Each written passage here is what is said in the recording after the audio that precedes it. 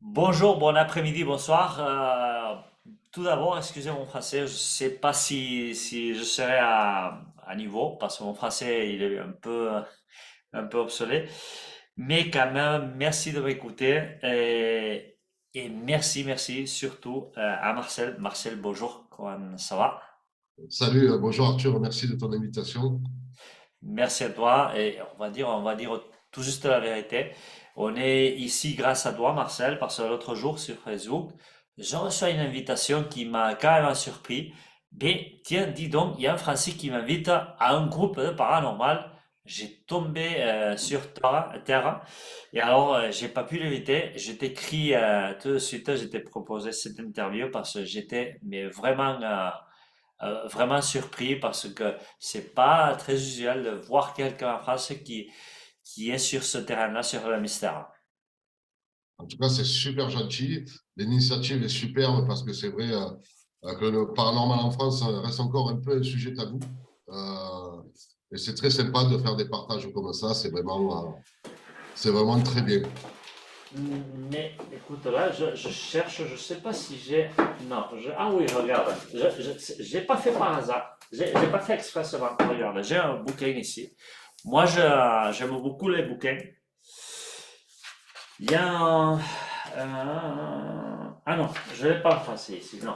Je l'ai pas en français, mais il y a j'ai pas mal de bouquins en français chez moi, en Andorre. Là, je suis pas en Andorre, je suis en Espagne.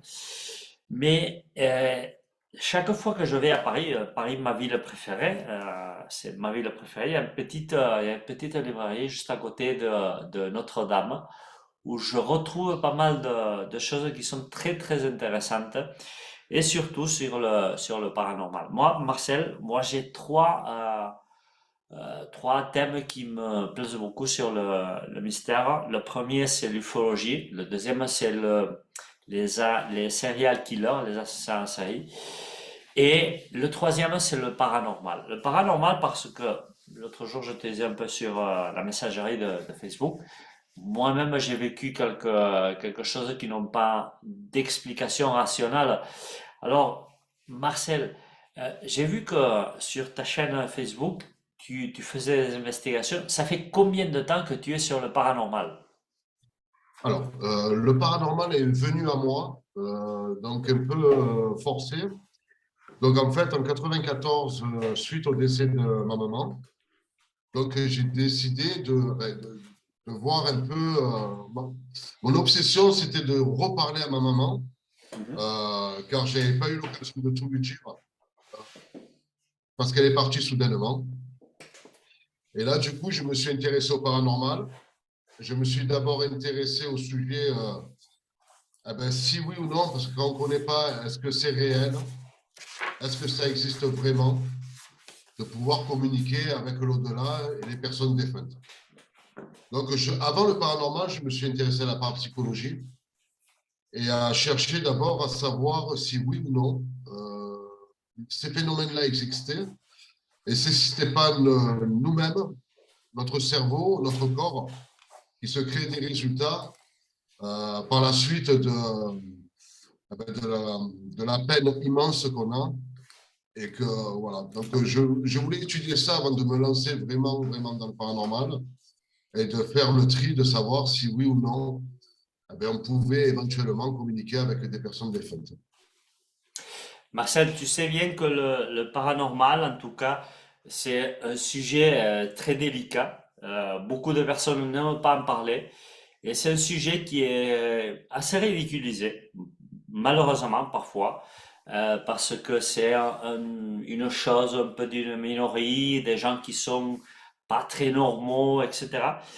Mais malheureusement, ça a été durant beaucoup d'années comme ça, mais à date d'aujourd'hui, on voit vraiment qu'il y a il y a un changement. Les gens commencent à voir que le paranormal, surtout, par exemple, on a vu ça très bien avec les ovnis. Moi, je suis beaucoup plus misé sur le champ des ovnis. On a vu beaucoup plus une normalisation sur le champ des ovnis. Et quand même, le paranormal, c'est un champ hyper complexe parce que l'investigation devient très difficile Et surtout très technique parce que il y a beaucoup de choses qui électroniquement peuvent interférer, qui électroniquement sont très difficiles à gérer. Alors, explique-nous un peu quel est le jour à jour de tes investigations, où bases-tu, qu'est-ce que tu fais pour tes investigations, comment ça se développe, Marcel? Alors, comme tu dis, donc maintenant, c'est vrai que depuis des dernières années, il y a beaucoup de matériel quasiment scientifique, hein, parce que c'est vrai que c'est maintenant très pointu, où on peut voir maintenant tout ce qui est audio ou image qui n'existait pas avant. Et c'est vrai que maintenant, donc, on a le matériel nécessaire ben, en fait, pour pouvoir faire des investigations poussées et surtout avoir des résultats probants, quantifiables, analysables avec maintenant des logiciels qui existent, qui n'existaient pas avant. Donc, alors, comment ça se passe, moi, de mon côté, ce que j'aime bien faire, c'est d'abord connaître l'histoire du lieu, c'est très important pour moi. Il me faut souvent des lieux avec des histoires, des passés lointains, avec, comme on dit chez nous, un peu dans l'argot du paranormal, qui a eu beaucoup de passages. Donc, et à partir de là, dès que j'ai ce lieu-là, et je vais te rejoindre sur les deux. J'adore aussi un peu les lieux où il y a eu malheureusement des crimes, où il y a eu un peu. Je me rappelle, il y a quelque temps, j'étais en enquête à Verdun, donc où il y a eu la fameuse guerre soldats, où j'ai essayé d'avoir donc des noms et des prénoms de soldats sans me renseigner avant, et après de croiser donc avec bien sûr les archives nationales de ce lieu pour savoir si oui ou non on arrivait à tomber juste sur des noms. Et le plus surprenant, c'est que sur quelques noms, on a réussi à tomber sur 3 noms qui existaient de soldats. Et voilà, c'est ça en fait le paranormal, c'est d'essayer de retrouver un peu le passé et d'essayer voilà, de communiquer et de voir un peu tout ce qui a pu arriver au temps jadis. Alors, par exemple, moi j'ai eu ma grand-mère qui est décédée, ça fait quelques années, et bon, j'avais une très très grosse relation avec ma grand-mère. En fait, on avait une très étroite relation. J'ai passé tous les étés chez ma grand-mère, et elle est partie brutalement, très vite. Par contre, moi, ça fait très peu de temps que je l'avais vue. Et peut-être 2 années après, je ne me rappelle pas exactement, mais j'ai eu une espèce de sommeil où j'ai parlé, où j'ai discuté tranquillement avec ma grand-mère durant quelques 2, 3 heures peut-être, comme en fait si je l'avais en face. Alors, euh, à quoi tu penses que ça doit être dû cette situation? C'est vraiment ma grand-mère que j'ai vue? C'est vraiment une projection que j'ai fait? Qu'est-ce que tu crois que ça peut être, Marcel? Alors, au fil des années, j'ai appris une chose, c'est que les défunts, quand ils veulent te communiquer avec toi, ils y arrivent. Ils y arrivent parce que j'ai eu des dizaines d'histoires où j'ai rencontré des gens, des personnes qui n'y croyaient même pas du tout au paranormal, mais qui ont ressenti, comme on dit, des odeurs des fois. Alors, où est la limite de la pareidolie? Donc, la pareidolie auditive, visuelle ou sonore. Donc, ça, c'est le cerveau. Un exemple type, quand on regarde des nuages dans le ciel et qu'on voit apparaître une forme qu'on connaît, ça, c'est une pareidolie. Mais je me suis aperçu qu'on ne pouvait pas toujours mettre la cause sur la pareidolie. Parce qu'il y a quand même des rencontres qu'on fait avec nos défunts qu'on ne peut pas négliger. En fait, il y a scientifiquement, on ne peut pas dire que ça ne s'est pas passé. Un exemple, j'ai rencontré il y a pas longtemps, là, la semaine dernière, une dame qui a perdu son mari, qui a un certain âge. Et elle m'appelait parce que tous les matins, elle se levait et ses lumières de la maison étaient allumées. Alors, cette Elle personne, partait dormir et tout était fermé. voilà, Et quand elle se réveillait, tout était allumé. exactement. Wow. Le détail qui m'a vraiment tilté au départ quand je l'ai eu, cette dame, quand je l'ai rencontrée, c'est qu'en fait, elle peut pas se déplacer. Donc, c'est des personnes qui viennent à son domicile pour pouvoir la sortir du lit parce elle a beaucoup, beaucoup de mal à se déplacer. Et tous les matins, pendant 3 jours, elle a retrouvé ses lumières allumées.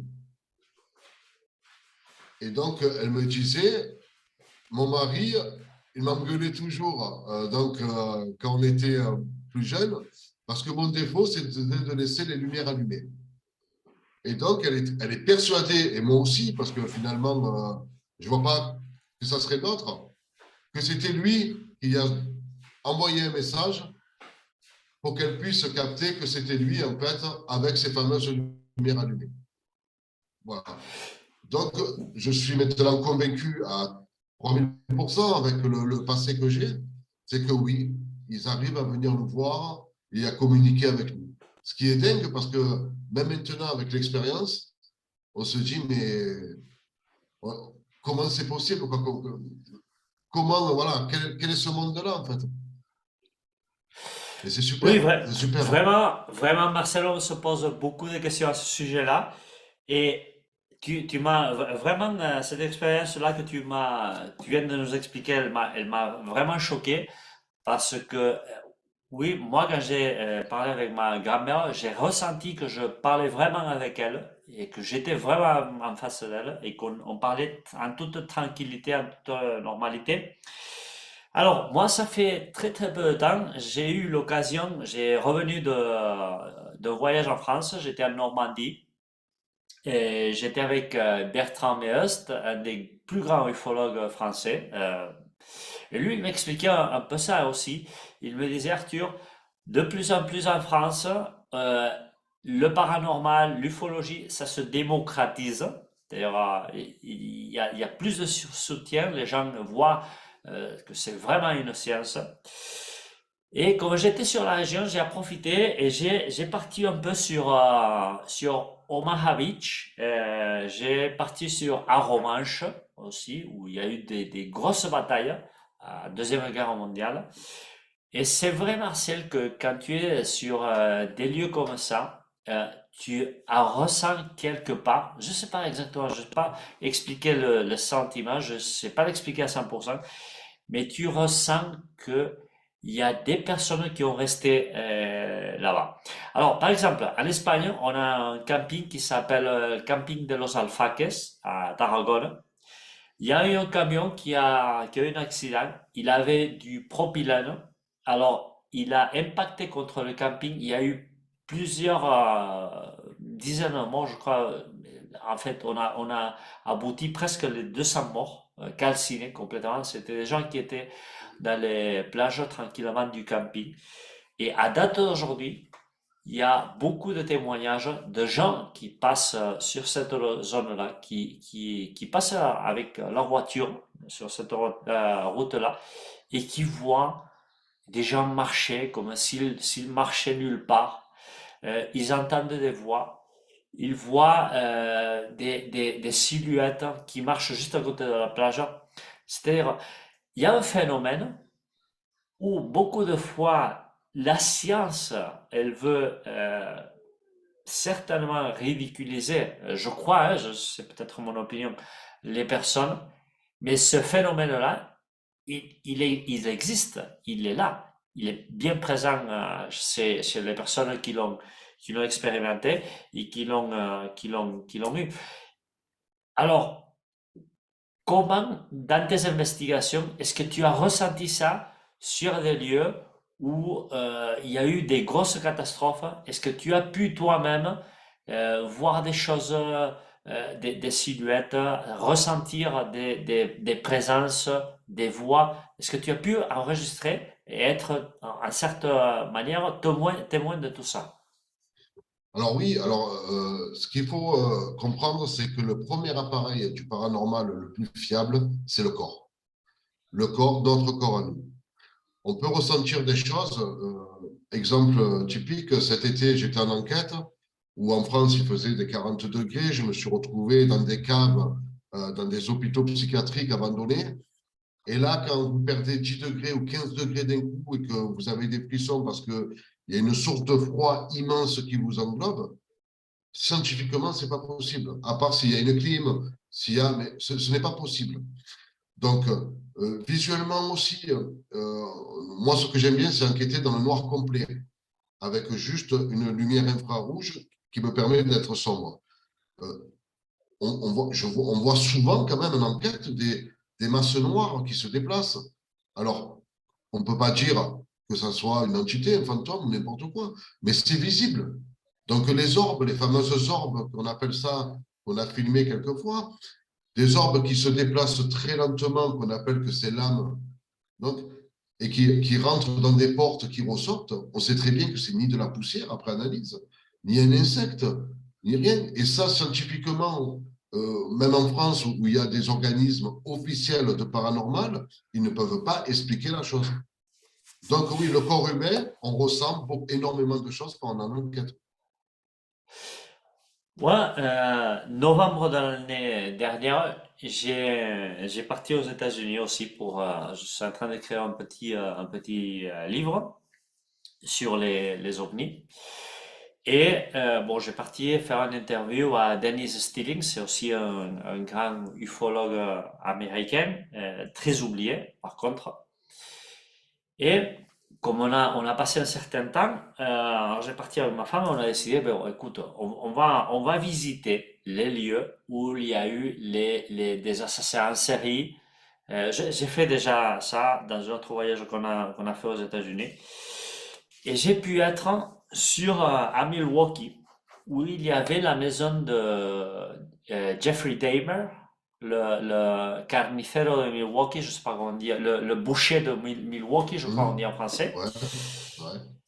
Et on a ressenti quand même une, euh, une obscurité. Je peux pas t'expliquer, mais on a Ouais. dû, on a rentré à l'hôtel, mais on était vraiment fatigué, on était vraiment détruit et on a eu une charge psychologique Ouais. négative très très importante d'avoir passé un certain lieu dans un certain temps dans ce lieu. Alors, Marcel, est-ce que les choses qui ont passé, soit positives ou soit négatives, laissent dans les lieux une certaine énergie ou plutôt dire l'esprit de certaines personnes ne veut pas partir de ces lieux parce qu'ils n'ont pas fini ils n'ont pas achevé leur chemin. Euh, qu'est-ce que ça peut arriver quand on expérimente des choses comme ça dans certains lieux, Marcel? C'est exactement ça. En fait, il y a des lieux qui sont malheureusement, on va dire, un peu malsains, euh, qui te pompent ton énergie, qui te vident complètement. Des âmes qui, malheureusement, comme un accident sur la route, une personne meurt subitement et qu'elle ne sait pas qu'elle est morte. Donc, elle erre au niveau donc, de la zone où elle est décédée. Et dans les maisons ou dans les bâtiments où il y a eu des crimes assez sévères, euh, ils restent à l'intérieur, ils ne peuvent pas partir parce que on dit souvent que les âmes sont condamnées parce qu'ils n'ont pas accepté leur mort, parce que pour eux, c'est pas normal, c'est injuste d'être mort comme ça. Donc il y a beaucoup de lieux, comme on dit, où il y a eu des crimes et des trucs, des scènes abominables, où tu rentres à l'intérieur et plus que ton corps à toi où tu es vidé, tout enquêteur va te dire que des fois, on arrive avec des batteries chargées à bloc et au bout d'une heure, on n'a plus aucune batterie qui marche sur toutes nos caméras ou appareils.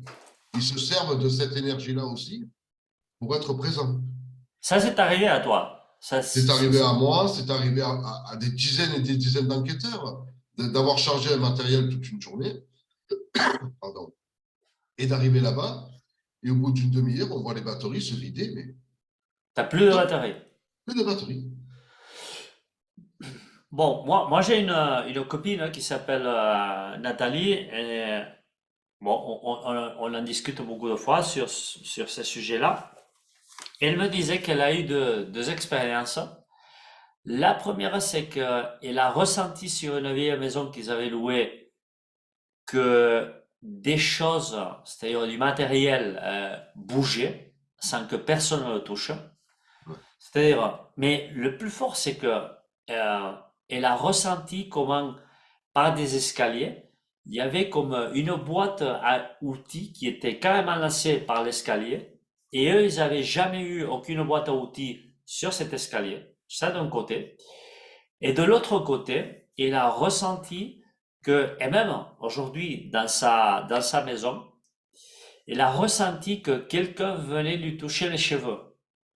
Alors, est-ce que tu as eu des expériences, tu as eu des témoins qui ont expérimenté la même chose? Oui, Et oui, oui. à quoi tu attribues ça? Alors, la caresse dans les cheveux, donc dans le monde du paranormal, c'est plus souvent associé à un geste très amical. C'est un geste qui permet voilà, un moment de tendresse, en fait, on va dire.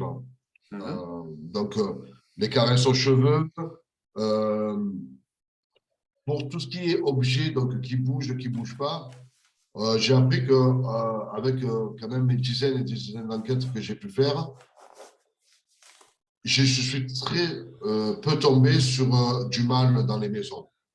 Le plus souvent, quand il y a des choses qui se passent comme ça, c'est plutôt les défunts qui veulent prévenir qu'ils sont là, qui essayent de communiquer avec Mhm. leur énergie et que les personnes qui sont à l'intérieur des maisons, alors c'est sûr, hein, quand il nous arrive ça dans notre maison, une boîte à eau qui tombe ou un verre qui se déplace, ou moi j'ai pu assister malheureusement parce que quand tu fais du paranormal, je suis tombé sur un lieu qui était très très malsain et quand je suis rentré chez moi, j'avais les chaises qui bougeaient de partout dans la maison. J'ai ma femme qui n'en a pas dormi pendant des jours et des jours parce que Chez chez toi. chez moi, parce que malheureusement, c'est vrai que quand tu rentres dans un lieu, tu as une petite procession à faire, donc tu te présentes, tu te présentes quand même par politesse, et quand tu sors surtout, tu as un truc à faire, c'est une petite prière et leur dire, je suis venu pour vous, pour essayer de communiquer avec vous, mais par contre, vous restez là, et moi, je rentre chez moi. Donc, Sinon, tu as le risque de que ces entités te il y a des poursuivent risques. chez toi. Alors, il y a des risques. Au début, j'y croyais pas trop, honnêtement, j'y croyais pas Mhm. trop. Je me suis dit, mais quand j'ai vécu l'expérience, ça a été assez traumatisant, surtout pour les enfants, ma femme, parce que eux, bon, c'est enfant, tout enfant qui sont, pour eux, le paranormal, c'est quelque chose qui fait, comme malheureusement beaucoup de Français, hein. Pourquoi le paranormal est décrié? Parce que c'est plus les gens qui ont peur de ça et qui le décrient pour pas, voilà, pour se rassurer, quoi. Mais c'est vrai que, voilà. Alors, moi j'ai un copain aussi qui s'appelle Josep Martinez. Alors, en Espagne, il y avait un monsieur qui est décédé déjà, qu'on appelait professeur Fassman, Josep Maria Mir Rocafort.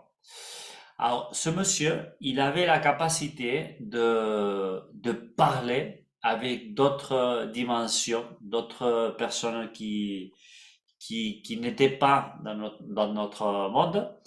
Et mon copain, Joseph Martinez, euh, il était tranquillement chez lui, sur son fauteuil, en train de regarder la télé, et il voyait des personnes décédées qui lui approchaient. Alors, sa femme, initialement, il dit, bah, écoute, Joseph, ça c'est pas possible, tu as un problème psychologique, blablabla, blablabla. Bon, alors, Joseph lui a dit, écoute, dis-moi, demande-moi quelque chose sur une personne, prends une date à hasard, un village à hasard, et demande-moi sur le nom d'une personne décédée sur ce village, sur une date n'importe quoi. Alors, elle a pris une date à hasard, et un village juste à hasard qui a passé devant elle sur sa tête. Et, et Joseph lui a dit, donne-moi 10 minutes. Il a pas bougé de son fauteuil. Il a donné un nom à sa femme. Et sa femme, elle est allée sur le registre civil. Elle a cherché. Elle a effectivement retrouvé qu'à cette date-là, cette personne, elle avait décédé. Alors, elle a, elle a tombé un peu, elle a eu un peu C'est peur sûr. parce que ce n'était pas très normal.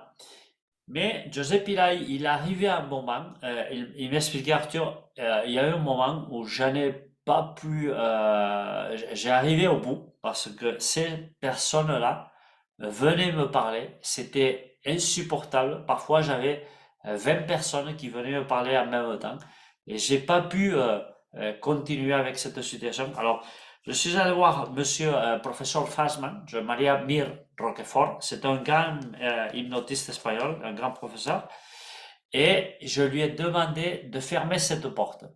Alors, j'ai fait certaines séances avec lui, j'ai passé quelques jours avec lui, et j'ai fermé définitivement cette porte parce que ça arrivait à un point où c'était vraiment insupportable. C'était Marcel, toi, vraiment, tu crois, depuis tes expériences et depuis l'expérience aussi de mon copain Joseph, qu'on peut vraiment parler avec des personnes qui ne sont plus entre nous, qui sont décédées. Alors, je vais te faire une confidence. Mhm. Et ma famille pourra te le certifier. Suite à un choc, un vrai choc émotionnel, donc depuis que ma mère est décédée et après mon père derrière, il m'est arrivé d'avoir des flashs de personnes. C'est comme, on va dire, des images qui passaient devant moi. Et je ne comprenais pas pourquoi il m'arrivait ça. Je suis allé voir des médecins, je suis allé voir des neurologues, j'ai fait des IRM, j'ai fait des scanners, j'ai fait tout ça. Et un jour, je rencontre une médium. Et je lui dis, écoutez, je pense que je suis fou, que j'ai un problème mental. Et elle me répond tout simplement, non. Mais par contre, il va falloir accepter ce que vous avez. Et je dis, mais madame, j'ai quoi? Elle me dit, vous avez, alors vous n'êtes pas médium, bien sûr, vous n'êtes pas voyant, mais vous avez la capacité à communiquer avec les personnes qui sont décédées. Et j'ai suivi donc des cours par des gens vraiment qui m'ont garanti ça. Et j'arrive à dire de temps en temps, ça ne marche pas souvent, je ne sais même pas comment le déclencher, mais j'arrive à communiquer avec des personnes, des parents décédés, des amis, qui ne savaient, que je ne savais rien sur eux. Et je me retrouve des fois comme ça. Et alors j'en ai peur, honnêtement, j'en ai très peur. Et je ne le gère pas du tout. Mais je suis tombé, voilà. Et d'ailleurs, tu me disais pour la personne, il m'est arrivé de faire un rêve que j'habitais donc sur Avignon il y a quelque temps, où il y a une personne dans mon rêve qui venait me voir, qui s'appelait un tel, et qu'elle me disait, s'il te plaît, à la deuxième rangée, 13e tombe, viens m'amener une fleur. Et tout le temps, et tout le temps. Mais moi, je venais d'arriver dans cette ville, je ne connaissais rien, je ne savais même pas où était le cimetière. Et des mois après, je me suis baladé, je suis tombé sur ce cimetière, et j'ai pu vérifier par moi-même qu'à la deuxième rangée, 13e tombe, il y avait bien cette personne qui me demandait.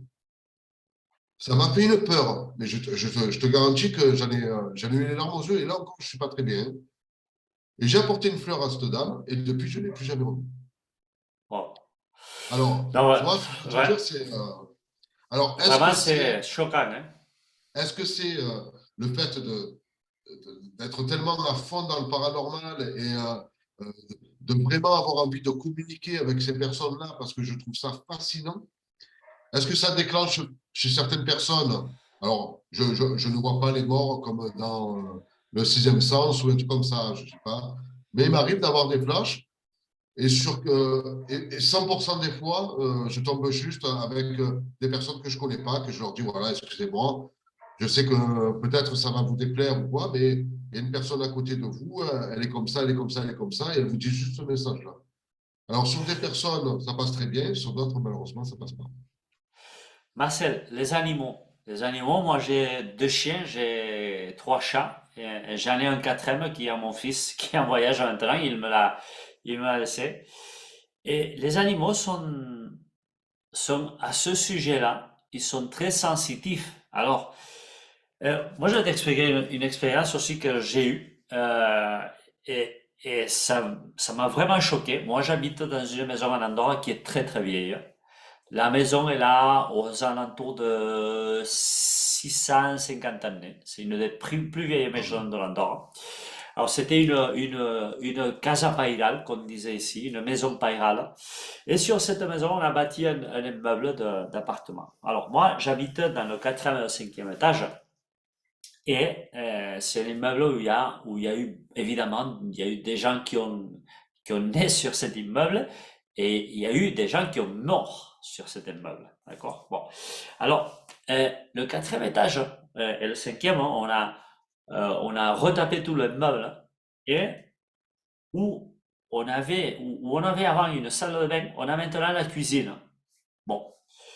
Alors moi, les meubles appartiennent à la famille de ma femme.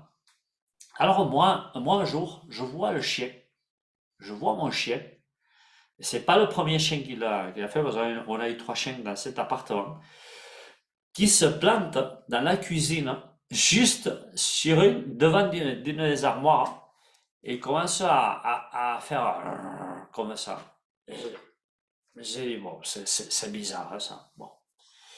Alors, je vois que l'autre chien qu'on a eu, on a maintenant de border collie. Le chien, il refait la même chose, hein. Alors, un jour, j'ai dit à ma femme, écoute, qu'est-ce qu'il y avait ici? Parce que, alors, on en parlait, et Arthur, là, il y avait une salle de bain, et là, dans cet appartement, dans cette salle de bain, il y avait une baignoire, et dans cette baignoire, là où on a l'armoire pour ranger les spaghettis, les choses comme ça, il y avait une baignoire et on a retrouvé une personne morte sur cette baignoire. Et je dis, c'est pas possible, oui. C'est comme ça. Alors, j'ai tombé par terre et on a ce phénomène-là qui se produit. Alors, dans un autre coin de la maison, sur la salle à manger, et ça a été toujours la salle à manger, le chien aussi, les deux chiens qu'on a eu, mâles, la chienne non, mais les deux mâles, les deux derniers mâles qu'on a eu, se mettent aussi sur le coin et ils rouspètent un peu, non? Comme s'il y avait quelque chose vraiment qui est resté là, une présence, on ne sait pas exactement, mais en tout cas, le paranormal existe, ces choses-là se reproduisent et c'est beaucoup plus courant que ce qu'on en passe. Alors, Marcel, du point de vue scientifique, est-ce que tu as pu parler avec des scientifiques qui donnent plus d'importance aujourd'hui, en 2022, au paranormal? Alors oui, il faut dire ce qui est. Il y a beaucoup maintenant de scientifiques qui ont basculé parce que, bon, après, les preuves sont irréfutables. Donc, c'est vrai qu'à l'époque, quand on n'avait pas du matériel pointu, de matériel super perfectionné, donc bien sûr, on pouvait imaginer des analyses et des résultats qui étaient pas fiables. Mais maintenant, on ne peut plus reculer. Donc, il y a des scientifiques qui nous disent, alors, ils ne vont pas te garantir parce que ça reste quand même des scientifiques et pour eux, c'est très compliqué d'avouer que le paranormal existe à 100%, mais qui te disent, je ne peux pas te répondre, je ne sais pas ce qui s'est passé. Donc, la voix, souvent, j'utilise donc une spirit box donc, dans mes enquêtes. Il y a plusieurs reprises. Mon prénom ressort, Marcel. Donc, je lui parlais avec un scientifique et je lui disais, mais combien j'ai de chances à ce moment-là de poser une question, de lui dire, est-ce que vous pouvez me donner votre prénom? Moi, le mien, c'est Marcel. Et qu'on me réponde, oui, Marcel, je sais que tu t'appelles Marcel, quand même, et même, la dernière fois, on en a eu sur une enquête qui s'appelait Gardiens disparus au fin fond du Gard, là-bas, dans un ancien, une abbaye, ou même la réflexion que j'ai eue de l'esprit qui me dit, tu as trop l'accent. Donc, pour te dire même jusqu'où ça peut aller. Donc, alors, et à partir de là, maintenant, avec les logiciels, on sait très bien calculer la voix humaine qui a tant de hertz, tant de ondes, tout ça, et des voix qui ne sont pas humaines. Voilà. Mais voilà, les scientifiques, Alors maintenant, ouvre un peu plus les portes parce que malheureusement, ils n'ont plus la possibilité de répondre à toutes les analyses qu'on leur amène ou qu'ils voient d'eux-mêmes. Marcel, est-ce qu'on peut vraiment rentrer dans une situation de risque en exécutant certaines pratiques? Est-ce qu'on peut vraiment invoquer, euh, parce que on est dans un univers, on est dans une planète où on connaît bien, il y a des forces positives et des forces négatives. Malheureusement, oui. Est-ce qu'on peut se mettre en péril? Est-ce qu'il y a certaines pratiques à éviter? Alors, bien sûr que oui. Alors, moi, par exemple, je crois que j'ai mis 20 ans à faire une séance de Ouija parce que je me suis dit, la Ouija, par exemple, pour moi, c'était l'esprit qui rentre dans mon corps et c'est un truc que je voulais absolument pas parce que les dangers qu'il peut avoir, on les voit dans les dossiers Warren. Donc, les Warren, le couple Warren, qui ont été les pionniers du paranormal et qui ont prouvé par A plus B que les entités peuvent te posséder, les mauvaises entités, et que ça peut aller très loin, même jusqu'à la mort. Donc, oui, on peut effectivement. Malheureusement, moi, j'ai eu une mauvaise expérience là-dessus parce que je n'ai pas été possédé, mais j'ai été griffé très sérieusement dans le dos.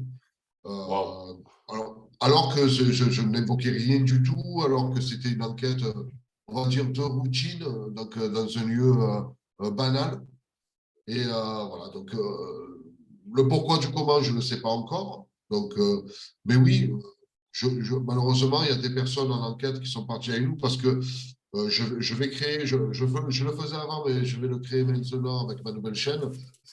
C'est que donc je fais venir des gens qui n'ont jamais fait d'enquête et je les amène en enquête avec moi pour qu'ils puissent vérifier comment ça se passe, voilà, la programmation, les résultats et tout ça.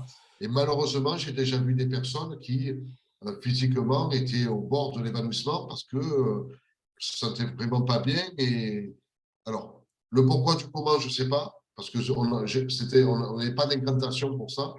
Donc, on n'attirait pas les mauvais esprits par nous-mêmes. Mais malheureusement, ça peut atteindre le corps très sérieusement. Donc, c'est un sujet. Vraiment, le paranormal, ça prend au sérieux.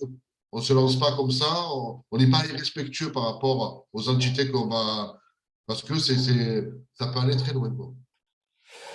Moi, je suis en Andorre, mais juste dans mon pays voisin, c'est l'Espagne. Il y a un cas très connu qui a coûté la vie d'une jeune fille. C'est le cas Vallecas. Je ne sais pas si ça te parle, Caso Vallecas. Non. C'est un cas très très gros qu'il y a eu en Espagne et c'est un cas très très important. Moi personnellement, j'ai connu une femme qui était très religieuse, qui elle disait qu'elle était persécutée par une entité très négative. Et moi, personnellement, je l'ai vu marcher dans la rue. Elle recevait comme des espèces de coups de pied de quelque chose qui vraiment, elle avait rien qui était derrière elle. Et j'ai vu cette femme qui avait toutes les jambes, mais vraiment marquées, pas griffées, mais vraiment comme si quelqu'un lui avait donné des coups de pied. Et alors, c'était très, très impactant. Moi, j'ai eu vraiment peur. Et vraiment, ça a été un cas que j'ai vécu de très près. Et je peux te dire aussi, Marcel, que le paranormal, il faut faire très très attention. Je suis très d'accord avec toi. Et surtout, il faut expliquer aux gens qui sont en train de nous voir et de nous écouter qu'il ne faut pas s'aventurer comme ça sur le paranormal. Il faut être très respectueux et surtout, surtout, très prudent. Marcel, l'occasion où tu as passé le plus de peur dans une investigation, c'était quand et comment? Alors, mon enquête qui a été la plus terrible pour moi, donc il y a à peu près, c'était dans les années 2000, 2000 ou 2001, où je suis parti enquêter dans un ancien hôpital sur Marseille qui venait de fermer 3 mois avant. Et avec des enquêteurs à l'époque, je participais au Massilia Ghost Messenger. Donc, c'était des sorties qui n'étaient pas filmées et tout, parce que, bon, à l'époque, les réseaux sociaux n'étaient pas aussi importants que maintenant. Donc, on sortait beaucoup plus par plaisir avec un microphone. Et en fait, on est arrivé dans cet hôpital-là. Et un des enquêteurs qui était avec nous, donc, c'était lui qui nous amenait là-bas parce qu'il voulait vérifier vraiment. Sa mère était décédée dans cet hôpital-là. Et il me dit, je veux absolument voir si je peux communiquer avec elle. Donc, on part dans cet hôpital désaffecté qui avait encore tout le matériel, les radios, les dossiers, qui étaient vraiment encore impeccables.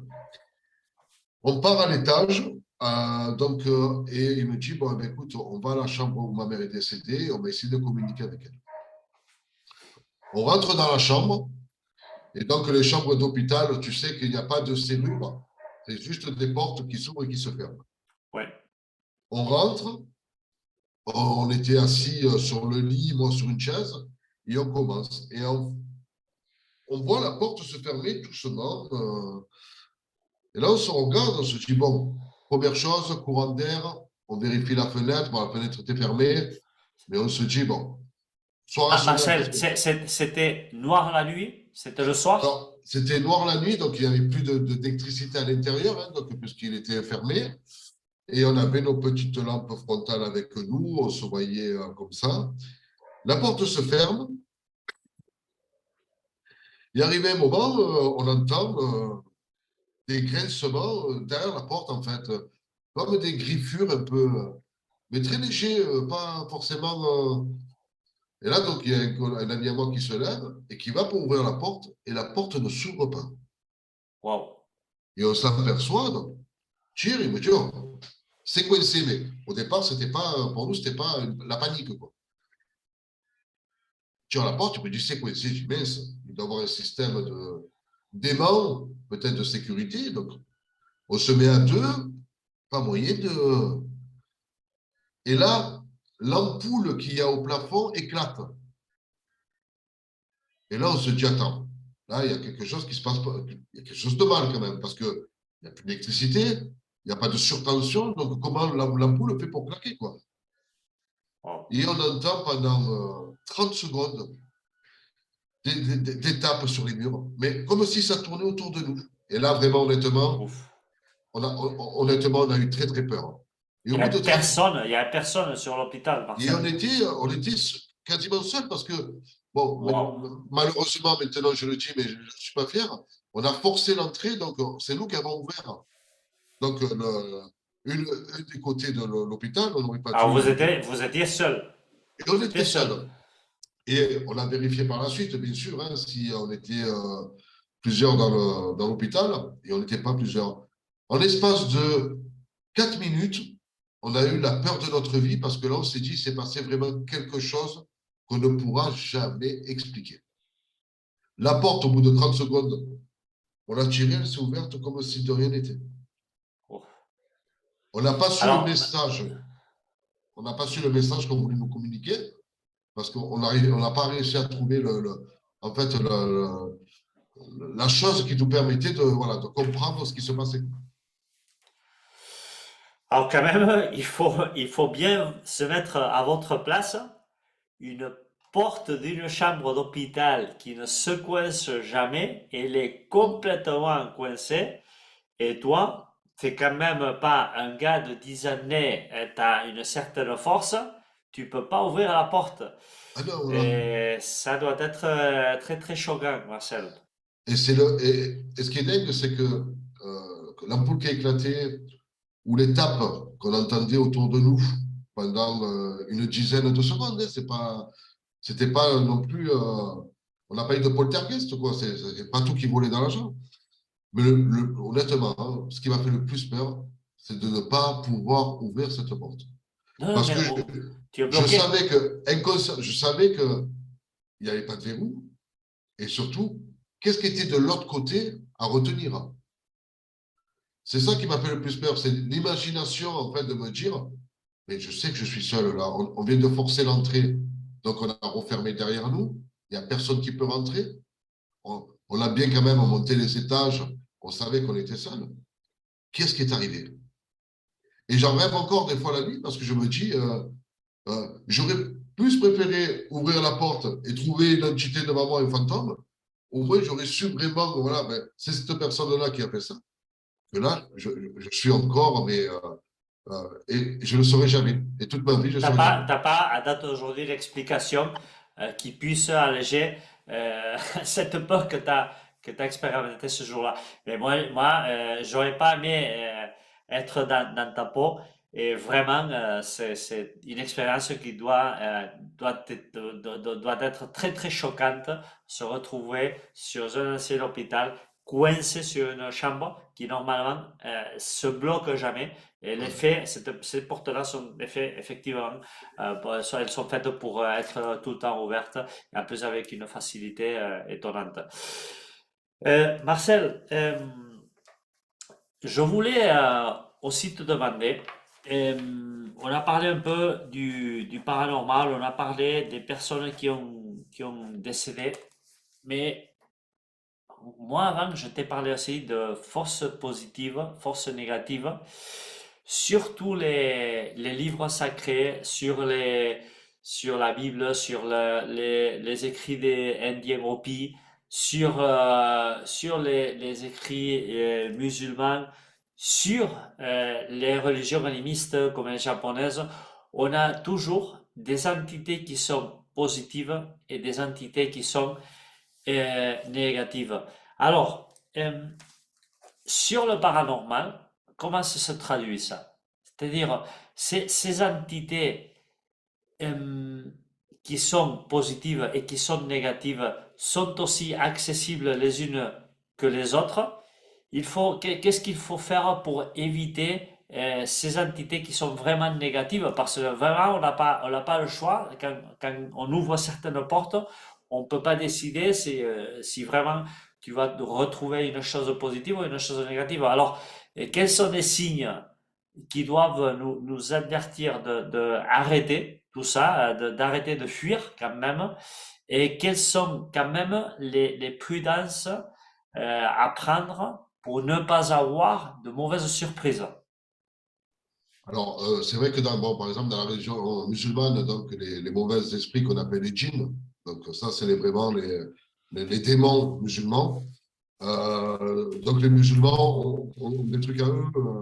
Alors, moi, j'ai vécu pas mal d'années avec des personnes d'origine musulmane.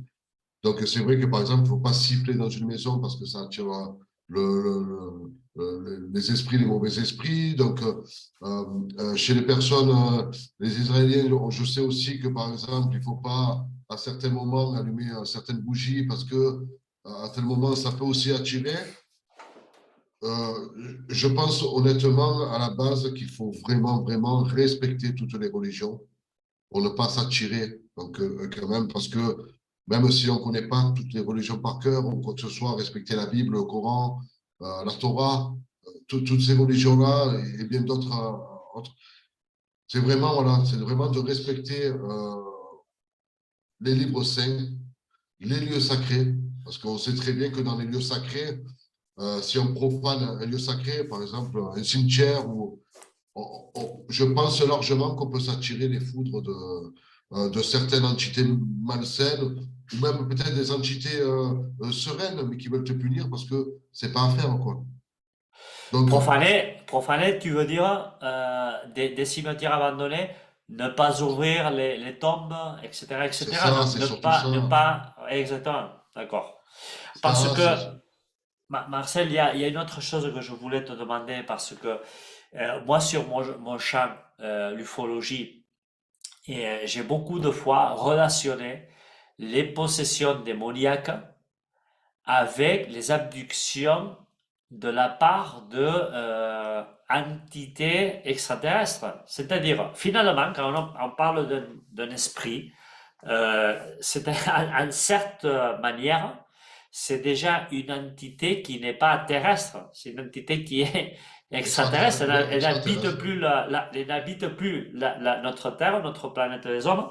Et évidemment, depuis ce moment-là, c'est une entité extraterrestre. Moi, beaucoup de fois, j'ai relationné ces abductions, ces possessions, ces visiteurs de chambre, je ne sais pas comment on dit en français, Ouais. visitantes de dormitorio, on dit en espagnol, euh, avec des entités non terrestres. Alors, toi comme investigateur, qu'est-ce que tu crois il peut y avoir une liaison vraiment entre ces entités que nous, les investigateurs ovnis, on observe qui arrivent à percuter très sérieusement aux personnes. Moi, j'ai parlé avec des personnes qui ont été psychologiquement fortement blessées avec des très mauvaises expériences avec des êtres qui n'ont pas, ne sont pas humains. Alors, est-ce que toi, tu peux, moi je crois qu'en certaine façon, je ne sais pas à quel niveau, mais sûr et certain pour moi, je crois qu'il y a un parallélisme ou une union entre l'ufologie et la parapsychologie.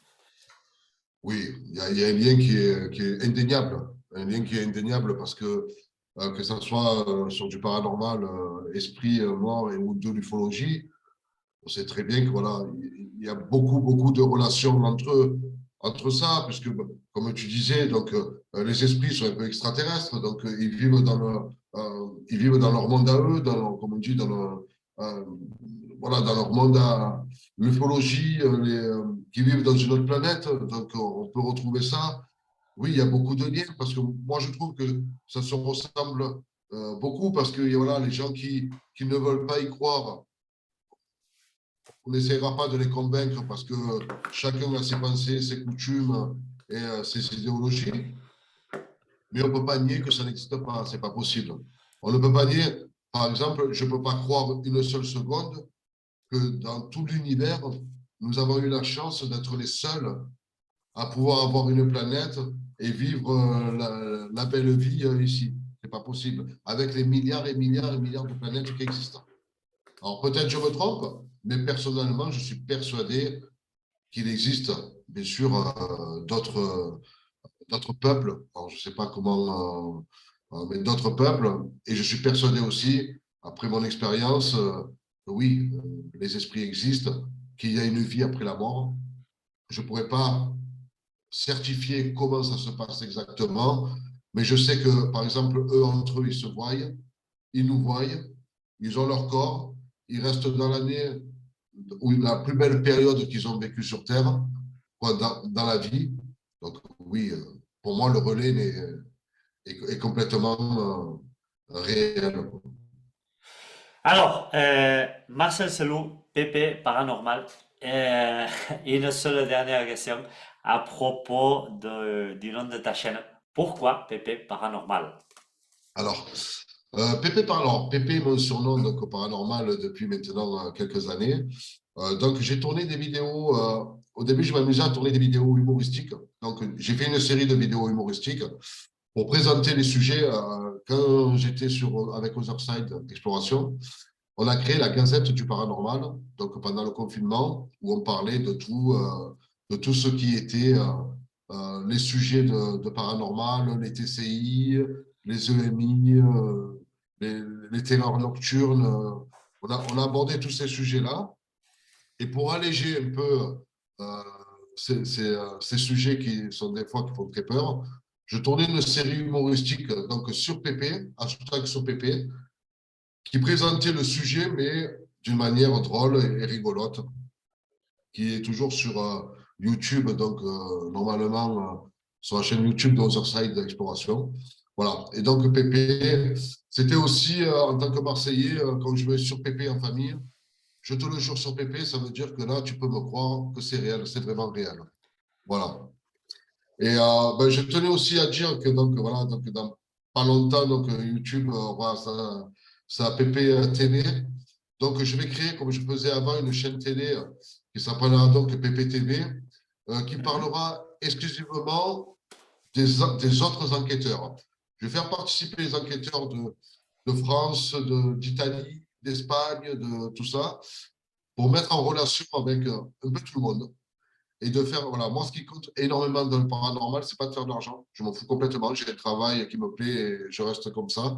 Mais c'est de mettre en relation toutes les personnes qui n'ont pas l'occasion et qui n'ont pas la chance de pouvoir avoir des chaînes, des émissions et tout ça. Donc, les groupes de paranormaux se présenteront sur ma chaîne PPTV où on parlera paranormal. On parlera aussi un peu de tout ce qui est les sciences occultes et comment ça se passe dans les autres pays. Donc, la relation avec la mort. Donc, voilà. Donc, tout ça, ça sera les émissions sur PPTV. Voilà, je mettrai donc les annonces quand ça sortira.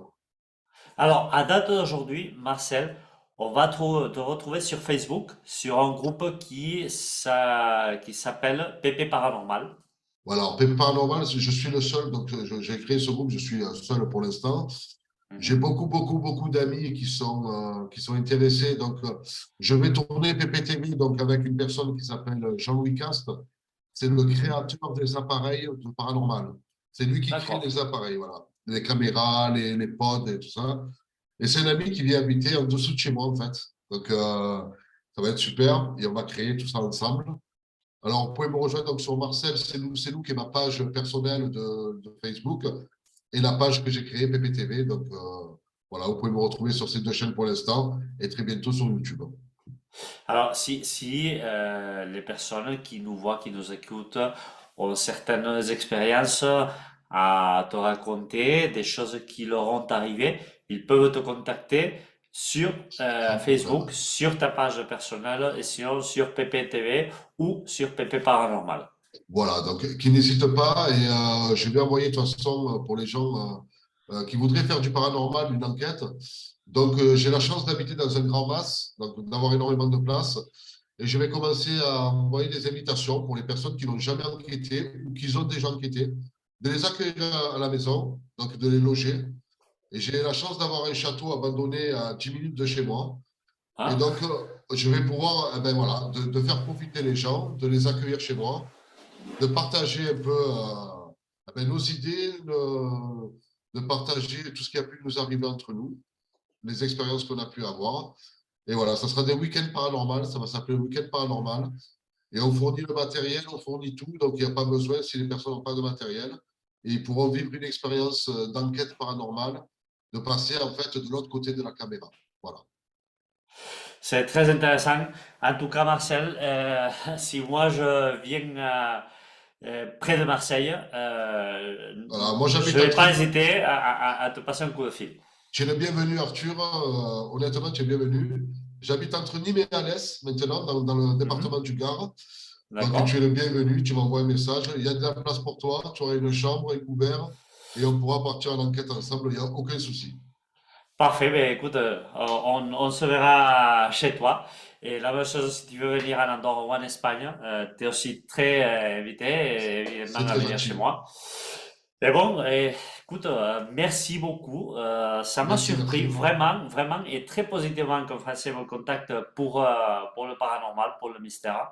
Alors, merci beaucoup, merci beaucoup. Merci à J'espère toi, voir cette Arthur. vidéo dans ta chaîne sur Je Facebook. l'envoie de Hein. suite. Et bon, je te dis à très bientôt, Marcel, À, et à bientôt, merci, Arthur. merci de ton temps. Merci à toi. Vraiment, merci à toi. Merci et passez une très bonne journée. Merci, toi aussi.